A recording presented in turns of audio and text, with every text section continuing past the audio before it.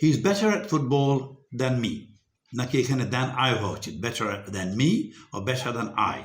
আমার উত্তরটা হলো এরকম, he is better at football than I am. I am, এখানে একটা ভার্ব আছে, সো দ্যানটা হলো একটা conjunction.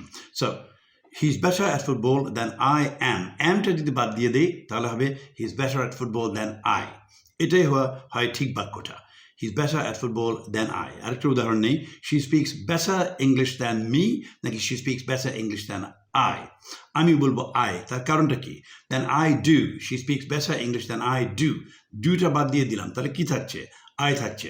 She speaks better English than I, কারণ আয়ের পর একটা ভার্ব থাকা উচিত, যেটা আমরা বাদ দিয়ে দিচ্ছি। এখন আমরা উল্টো কেসটা দেখতে পারি, our mother loves you more than she loves me. এখানে কিন্তু দ্যানটা হলো একটা প্রেপোজিশন আর মিটা হলো একটা object. She loves you more than she loves me, more than she loves me am কিংবা মি ডু এরকম কোনো ভার্ব নেই এরপরে। সো মি দিয়ে সব বাক্যটা শেষ হয়ে যাচ্ছে।